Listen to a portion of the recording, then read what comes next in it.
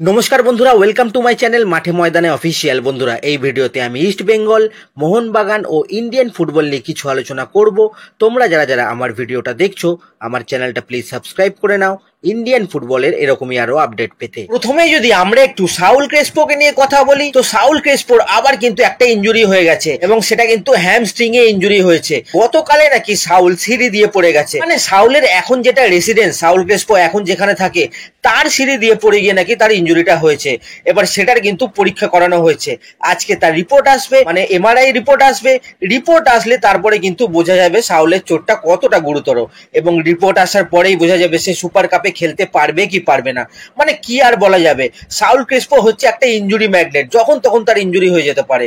কোনো কথা নেই, কোনো বার্তা নেই, কোনো খেলাও নেই, দুম করে একটা ইনজুরি হয়ে গেল।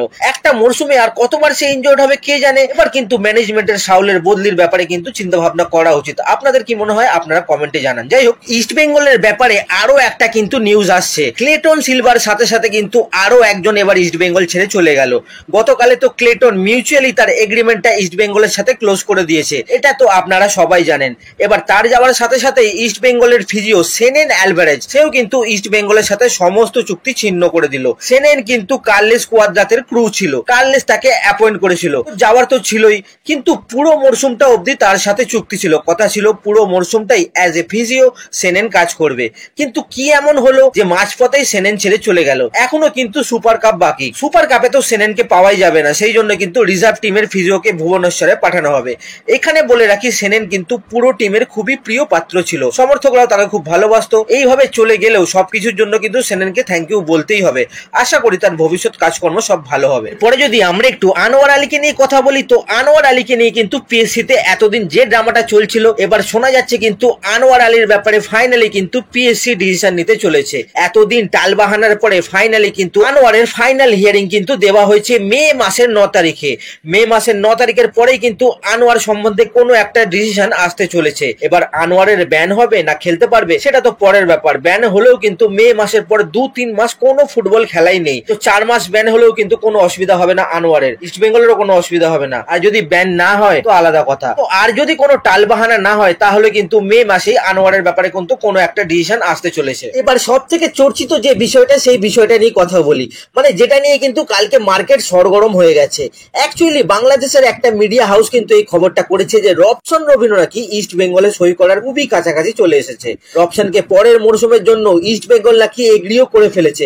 অনেক জায়গায় তো আবার বলা হচ্ছে ইস্ট বেঙ্গল নাকি প্রি কন্ট্রাক্টও সাইন করিয়ে নিয়েছে রবসনকে দিয়ে।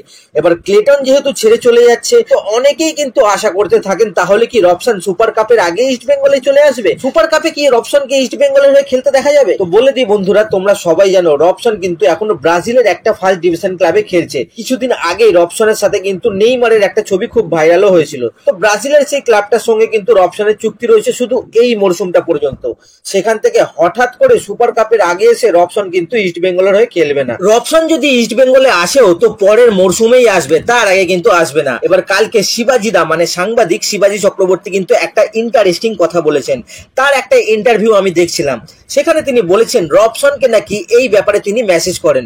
তিনি জিজ্ঞাসা করেন রবসন কি ইস্ট বেঙ্গলে আসছে, তো তখন নাকি রবসন রিপ্লাই দিয়েছে ফেক নিউজ।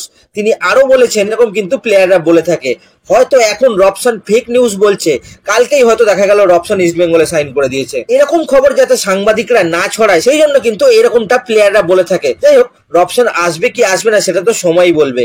আপাতত রবসনকে নিয়ে মাতামাতি করে কিন্তু কোনো লাভ নেই, কারণ ট্রান্সফার মার্কেটে কিন্তু যে কোনো সময় যা খুশি হতে পারে। তো সেক্ষেত্রে পরে যদি সে না আসে তখন কিন্তু দুঃখ পেতে হবে। তো একবার সাইনটা হয়ে যাক, হয়ে গেলে তখন দেখা যাবে, আমরাও তখন খবর করব। আপাতত কিন্তু ইস্ট বেঙ্গল রবসনের সাথে কথা বলছে, সবকিছু পজিটিভ আছে ঠিকই, কিন্তু সাইন কিন্তু এখনো হয়নি, ডিল নিয়ে কিন্তু কথাবার্তা এখনো চলছে। যাই হোক, এই হচ্ছে রবসনের ব্যাপার।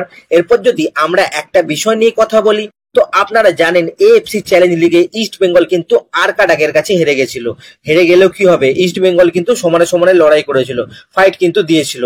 এবার আপনারা শুনে কিন্তু আফসোস করবেন, সেই তুর্কমেনিস্তানের আরকাডক কিন্তু এএফসি চ্যালেঞ্জ লিগের ফাইনালে উঠে গেছে। ফার্স্ট লেগে তারা 2-0 গোলে হারার পর সেকেন্ড লেগে তারা আল আরাবিকে 3-0 গোলে হারিয়ে দিয়ে চ্যালেঞ্জ লিগের ফাইনালে চলে গেছে। তো ইস্ট বেঙ্গল যদি একটু ভালো খেলতো, ইস্ট বেঙ্গলের কাছেও কিন্তু সুযোগ ছিল চ্যালেঞ্জ লিগের ফাইনালে চলে যাবার। যাই হোক, এখন আর আফসোস করে লাভ নেই, যা হওয়ার হয়ে গেছে। তো আজকের ভিডিওতে এতটুকুই, দেখা হচ্ছে আবার পরের ভিডিওতে। নমস্কার।